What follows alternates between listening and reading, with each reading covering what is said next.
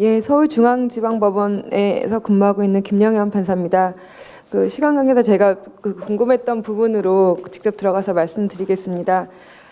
먼저 첫 번째로 제가 집단 소송에 관해서 연구 결과물들을 검토해 봤을 때는 각국의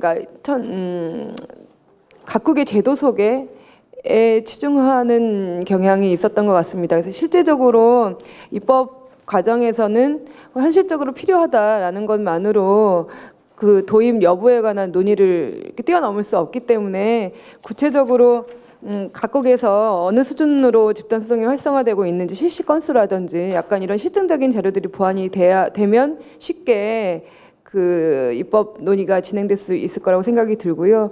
특히 이제 제가 지정 토론문 2페이지에 적어 두었는데요. 실제로 소비자 등 대규모 피해자를 위한 배상이 이 제도 도입으로써 실질적으로 효율적으로 이루어지고 있는지, 또 이게 법원과 각 기업과 소비자가 실제 소송을 하는데 별 어려움이 없는지, 현재 개선해야 될 것으로 논의되고 있는 점은 무엇인지에 관한 좀 보다 실증적인 자료가 뒷받침되어야만 이 도입 여부를 둘러싼 논의를 벗어나서 실제적으로 각 개별 조항들에 대한 검토로 넘어갈 수 있을 것이라는 생각이 듭니다.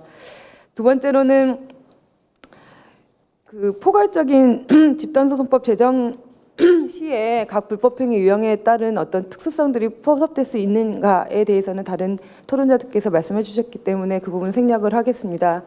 그리고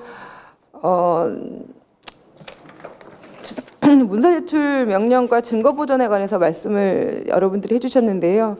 사실 저희 법원에서도 그 증권 관련 집단소송법이라든지 제조물 책임법이 사실 많이 다루어지지는 않고 있는데요. 그 원인은 사실 현실적으로 증거자를 확보하기 어렵다는 그런 한계가 있기 때문입니다. 근데 사실 문서 제출 명령은 한 조문으로 이렇게 지금 민사소송법에 있는 조문을 많이 뛰어넘을 수는 없기 때문에 저희 법원에서도 지난 국회 때 10개 조문이 넘는 정도로 아주 굉장히 정비를 많이 한 그 법안을 발의한 바가 있는데요. 실제로 논의는 되지는 못했지만, 그런데 문서제출 명령에 관한 결정에 대해서 뭐 항고, 재항고, 대법원까지 갔다 다시 돌아와야 된다든지 이런 조문들은 많이 개선이 돼야 되겠고, 사실 어떤 자료를 갖고 있는지를 모르기 때문에 특정할 수도 없는 상황인데, 기업 입장에서는 기업의 비밀, 경쟁 관계에 있는 그 자료가 노출될 수 있기 때문에 현실적으로 꺼려하는 측면이 있는데, 그 부분을